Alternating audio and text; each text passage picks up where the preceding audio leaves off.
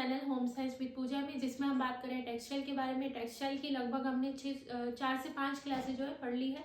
काफ़ी सारे फाइबर हमने डिस्कस कर लिए हैं। उसके बीच में ही आज जो है हम चाइल्ड डेवलपमेंट के बारे में बात करेंगे, जो कि रीड प्री में होता है। और ये काफ़ी सारा जो चाइल्ड डेवलपमेंट का हिस्सा है वो रीड प्री में आता है। तो क्योंकि रीड प्री जो कुछ बच्चों ने भरा हुआ है, उनके जो एग्ज़ाम है फरवरी में ही डेट है, लगभग 1.5 महीने बचे हैं रीड प्री में। तो इसी वजह से, और आपका जो फर्स्ट ग्रेड होम साइंस वाले हैं उनका भी अच्छे से इससे रिवाइज हो जाएगा, और इन क्लासों को देखकर आप इजीली इसे लर्न भी कर लेंगे। साथ ही कुछ ऐसी बातें होती है, छोटी छोटी बेसिक चीज़ें, जो कि बहुत ही कम अंतर होता है इनमें, और कई बार हम इनमें कंफ्यूज हो जाते हैं। तो इन चीज़ों को, सारे जो कन्फ्यूजन्स हैं उनको दूर करने के लिए जो है आज की क्लास है। और रीड प्री और फर्स्ट ग्रेड सबके लिए ही इम्पॉर्टेंट है ये क्लास। तो चलिए देख लेते हैं। तो हम बात करेंगे चाइल्ड डेवलपमेंट के बारे में। चाइल्ड डेवलपमेंट में 2 चीज़ें आती हैं, ग्रोथ और डेवलपमेंट। ग्रोथ का मतलब क्या होता है, बच्चे का जो विकास है, जो बच्चे की ग्रोथ है वो कैसे दिखाई दे रही है आपको, मात्रात्मक रूप में, यानी क्वांटिटिव रूप में। यानी बच्चे का वजन जो है 2 किलो 3 किलो बढ़ गया, बच्चे की लंबाई जो है 3 से 4 फीट बढ़ गई। ये चीज़ें जो है क्वांटिटिव, जिसको हम नाप सकते हैं। जबकि जो डेवलपमेंट है यानी विकास जो है, इसमें जो है चीज़ों को नापा नहीं जा सकता, बल्कि इनके कौशल के अकॉर्डिंग, मतलब बच्चा में कितना कौशल विकसित किया हम ये देख सकते हैं, उनमें कितना कौशल विकसित हो गया, उनको नापा नहीं जा सकता। तो एक क्वेश्चन जो है पूछा जाता है कि विकास जो है गर्भाधान से पहले ही हो जाता है। तो विकास जो है गर्भाधान से पहले ही हो जाता है। ये कैसे हो जाता है, जब क्या होता है, ओवम और स्पर्म आपस में निषेचित होते हैं तो एक जायगोट बनता है। और ये जायगोट क्या होता है, कोशिका होती है। ये जायगोट जो होता है ये कोशिका होती है। जायगोट ये क्या होता है, एक कोशिका होती है, और इसी कोशिका में जो बच्चा जो है बनता है। ये जो जायगोट होता है ये जीन्स से बना हुआ होता है, और इसमें जो है इसमें गुणसूत्र होते हैं अलग अलग।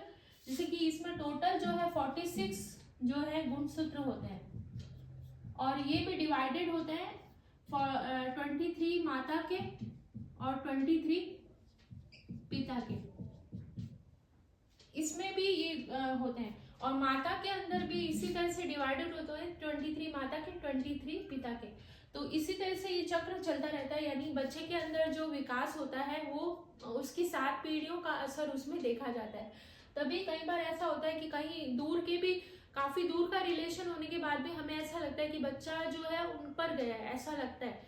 तो ये जो है रीजन ये कि ये बच्चे की 7 पीढ़ी जो है, 7 पीढ़ी का असर जो है बच्चे की डेवलपमेंट में आता है। तो जब ये ओवम और स्पर्म आपस में निषेचित होते हैं तो एक जायगोट बनता है, और ये जब निषेचित होते हैं उसी समय गर्भाधान की प्रक्रिया हो जाती। गर्भाधान की प्रक्रिया के समय ही जो जीन्स होते हैं, जो कि क्या होता है, वंशानुक्रम के वाहक होते हैं। ये क्वेश्चन पूछा गया है। जीन्स जो है वो क्या होते हैं, वंशानुक्रम के वाहक होते हैं। वंशानुक्रम के वाहक। तो जीन्स क्या होते हैं, वंशानुक्रम के वाहक होते हैं, और उसी समय ये जीन्स जो है बच्चे के अंदर जो है ट्रांसफर हो जाते हैं। तो इसी से जो है बच्चे का जो है विकास होता है। तो ये चीज सिद्ध हो गई कि विकास क्या होता है, ग्रोथ से पहले होता है, जबकि ग्रोथ जो है जन्म के, ये जो वृद्धि होती है ये जन्म के 2 सप्ताह बाद होती है। बच्चे का जन्म होने के बाद 2 सप्ताह बाद जो है बच्चे की वृद्धि होती है। वंशानुक्रम हमने देख लिया। और एक चीज जो है पूछी जाती है कि बच्चे का जो विकास है, बच्चे का विकास 50% और 50%, यानी टोटल क्या हुआ 100%। 50% जो है वंशानुक्रम जो है इसके अंतर्गत शामिल होता है। इसमें क्या होता है, वंशानुक्रम 50% जो है वंशानुक्रम और 50% वातावरण। यानी जितने भी गुण है बच्चे के अंदर गर्भाधान के समय, निषेचन के समय ही आ जाते हैं। उसके बाद में जब बच्चा इस यूनिवर्स में आता है तो उस यूनिवर्स में जैसे जैसे चीजें देखता है, जितने ज्यादा लोगों से मिलता है उतना ही उसका विकास होता है। एक चीज़ ध्यान रखनी है, जितना ज़्यादा बच्चे को, जितने ज़्यादा अलग अलग लोगों से मिलाया जाता है या जितने ज़्यादा लोगों के साथ बच्चा रहता है, उतना ही ज़्यादा बच्चे की ज़्यादा ग्रोथ होती है, उतना ही विकास होता है, क्योंकि अलग अलग व्यक्तियों से उसको अलग अलग चीज़ें सीखने को मिलती है। और साथ ही ये जो क्रोमोसोम होते हैं, ये किसके बने होते हैं? क्रोमोसोम ये होते हैं प्रोटीन के बने हुए। अब ये जो जायगोट होता है, ये 3 भागों में बटा हुआ होता है। जायगोट क्या होता है? 3 भागों में बटा होता है। पहला क्या होता है? कोशिका भित्ति, दूसरा है कोशिका द्रव्य, और तीसरा है आपका क्रोमोसोम। ये तो कोशिका भित्ति का मतलब क्या हुआ? दीवार। क्या हुआ? दीवार। भित्ति का मतलब क्या होता है? दीवार। मतलब एक सुरक्षा दीवार जो है बच्चे के आसपास जो है बन जाती है, ये कोशिका भित्ति कहलाती है। इस कोशिका भित्ति के अंदर ही कोशिका द्रव्य होता है, और इसी द्रव्य के अंदर जो है बच्चे का विकास होता है, और इसी से बच्चे को जो है जितनी भी न्यूट्रिएंट वैल्यू जो है वो मिल रही होती है। उसके बाद में क्रोमोसोम आता है, और ये क्रोमोसोम क्या होता है? धागे जैसी संरचना है। क्या है ये? धागे जैसी संरचना। तो ये धागे जैसी संरचना होती है, और ये प्रोटीन का बना हुआ होता है, प्रोटीन से बना हुआ होता है। एक क्वेश्चन जो है ज्यादातर पूछ लिया जाता है, जितने भी मतलब एग्जाम से रिलेटेड जितने पॉइंट है वो ही हम आज जो है डिस्कस करेंगे। तो यहाँ पर एक चीज पूछी जाती है, ओवम और स्पर्म, इनका जो है एक तो मतलब साइज पूछ लिया जाता है। तो ये तो गोल होगा, और ये क्या होगा? लंबा। और ये जो इसका क्या होता है? 0.5, और ये होता है 0.1, इनका साइज होता है। तो ये चीजें हमने देख ली। अब एक बात और कर लेते हैं, विकास के जो सिद्धांत है वो किसने बताए हैं? ईबी हरलॉक यानी एलिजाबेथ हरलॉक, इनके मुताबिक ही हम जो है विकास के सिद्धांत पढ़ते हैं। विकास के सिद्धांतों की जरूरत क्या पड़ी, ये हमें जानना है। तो ये हमें पढ़ना किनके अनुसार है? ईबी हरलॉक के अनुसार पढ़ना है। विकास की जरूरत क्या पड़ी? एक तो समान नियोजन, दूसरा है, एक तो समान नियोजन से हमें क्या पता चलता है कि बच्चा मतलब बच्चे के जो विकास हो रहा है उस परिस्थितियों के साथ हम हमेशा जो है समायोजित करके चले, क्योंकि बच्चा जो है उसका विकास अलग अलग अवस्थाओं में होता है। तो हमें ये चीजें पता रहेगी, अगर हमने ये सिद्धांत पढ़े होंगे विकास के, तो हमें पता रहेंगी ये चीजें। दूसरा क्या है आपका? ये सतत चलने वाली प्रक्रिया। विकास जो है सतत चलता है, जबकि जो वृद्धि है वो 20 वर्ष के बाद जो है समाप्त हो जाती है, जबकि विकास जो है लगातार चलता है, मृत्यु पर्यंत तक चलता है। वृद्धि 20 वर्षों बाद समाप्त हो जाती है, विकास लगातार चलता है। विकास जो है सार्वभौमिक प्रक्रिया है। विकास क्या होता है? चक्राकार होता है। इस तरह से चक्राकार मतलब विकास एक ही गति से नहीं होता है, कभी तेज होता है, कभी धीरे, कभी तेज कभी धीरे, इस तरह से होता है। यानी बाल्यावस्था शिशुअवस्था में तेजी से होता है, फिर थोड़ा कम होता है, फिर बाल्यावस्था में तेजी से होता है। इस तरह से जो है विकास की प्रक्रिया चलती रहती है, और विकास जो है कभी भी बंद नहीं होता, कभी भी खत्म नहीं होता, हमेशा चलता रहता है। बच्चे की ओवरऑल जो ग्रोथ होती है उसमें जो है विकास का महत्वपूर्ण हाथ होता है। विकास के द्वारा ही बच्चे की व्यक्तिगत सारी वे विशेषताएं जो है वो सारी बनती हैं, जैसे कि उसका मतलब उसकी जितनी भी पर्सनैलिटी वो विकास के द्वारा ही डेवलप होती है। अब जो विकास होता है वो किस गति में होता है, स्क्रीनशॉट लेते रहिए आप साथ साथ। सफेलो कार्डल यानी सिर से धड़ की ओर, और एक है प्रॉक्सिमोडिस्ट्रल,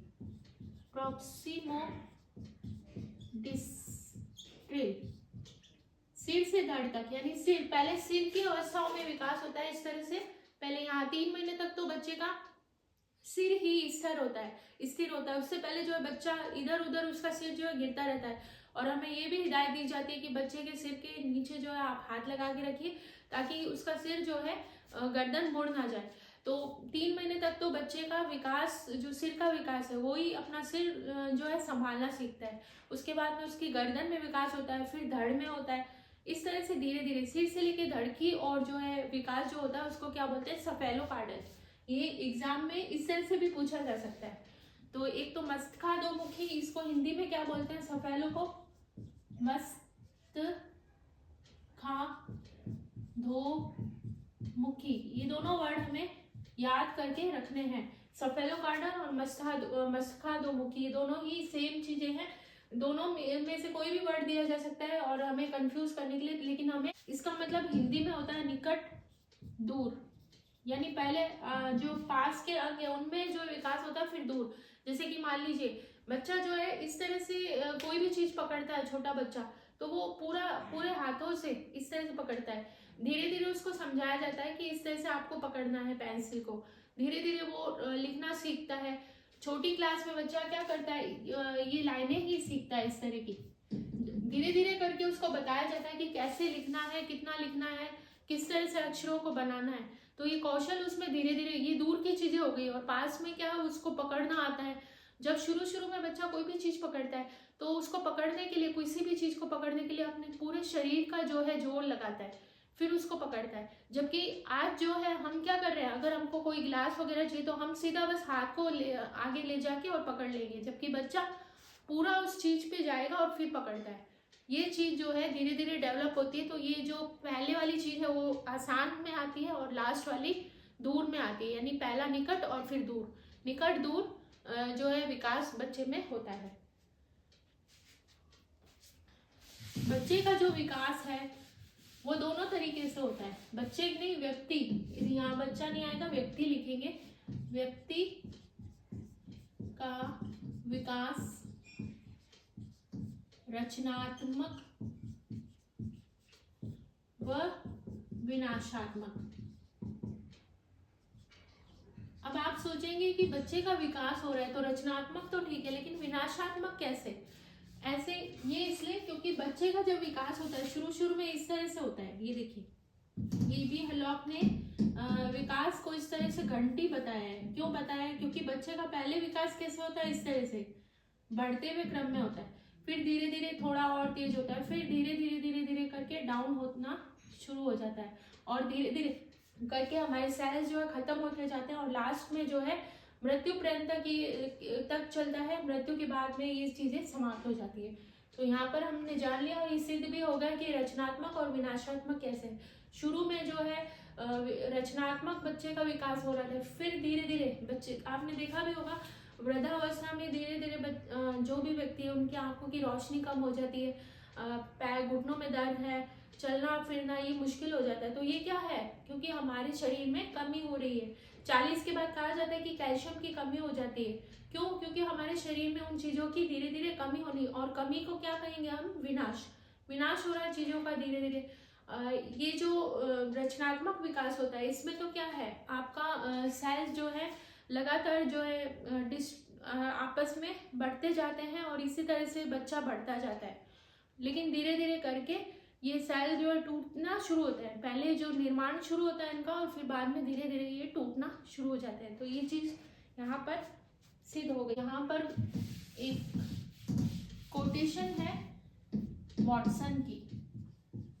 वॉटसन ने कहा है, मुझे एक बच्चा दो, मैं उसे कुछ भी बना सकता हूँ। यहाँ पे ये चीज किसको इंगित कर रही है? ये भी क्वेश्चन कई बार पूछ लिया जाता है। तो क्या है ये? मुझे एक बच्चा दो, मैं उसे कुछ भी बना सकता हूँ। क्योंकि बच्चे का विकास 50% तो गर्भाधान के दौरान हो ही गया, और 50% जो हम उसको वातावरण देंगे उसके अकॉर्डिंग होगा। तो ये चीज क्या दर्शा रही है कि बच्चे का विकास 50% जो है वंशानुक्रम का, और 50% जो है पर्यावरण जो है उसका हाथ होता है। ये चीज इसको दर्शाएगी। बहुत ही इम्पोर्टेंट चीज़ें जो हैं वो आएंगी। विकास की अवस्थाएं कई बार जो है कई बार क्या पूछी ही जाती है कि इस अवस्था में कितने साल की अवस्था होती है, कितने साल में बच्चा ये कर रहा है, ये सारी चीज़ें। शिशुअवस्था में क्या रहता है, जबकि किशोरावस्था में क्या है, बच्चे का मानसिक और शारीरिक विकास तेजी से हो रहा होता है, उसकी मानसिक अस्थिरता देखी जाती है उसमें। और एक बहुत ही पेटेंट क्वेश्चन है कि स्टैनली हॉल जो है उन्होंने अपनी किशोरावस्था एक एडोलसेंस बुक लिखी, कब लिखी थी, 1904 में लिखी थी। और उसमें बताया था कि किशोरावस्था क्या है, तो तनाव और तूफान की अवस्था है। और ये क्यों है ये हम नेक्स्ट क्लास में जानेंगे, और क्या क्या किन किन अवस्थाओं में क्या क्या जो है बदलाव आते हैं बच्चे में, और ये कौन कौन से साल में होता है, ये सारी चीज़ें जो है हम नेक्स्ट क्लास में जानेंगे। आज की क्लास में इतना ही। और साथ साथ ही आपका जो टेक्सचर का है वो भी साथ साथ ही चलता रहेगा। कभी आपकी ये रीड प्री की आ जाएगी क्लास, कभी आपकी जो है टेक्सटाइल की, तो साथ साथ दोनों चीज़ें जो है कवर होती रहेंगी।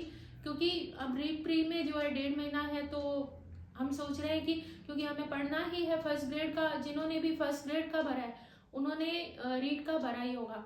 तो दोनों चीज़ें जो साथ साथ कवर, हमारा दोनों में ही जो है सिलेबस सेम है, तो हमारा साथ साथ ही अच्छा एकदम बढ़िया सा रिवीजन भी हो जाएगा इस बहाने। और रीड वाले जितने भी हैं उनके लिए भी ये बेनिफिशियल होंगी क्लासेस। तो आज की क्लास में इतना ही, और हम मिलेंगे नेक्स्ट क्लास में। बहुत ये या तो रीड का ले लेंगे या फिर आपका टेक्सटाइल का, देखते हैं क्या बन पाता है। तो आज के लिए इजाज़त दीजिए, मिलते हैं हम नेक्स्ट क्लास में। Thank you so much.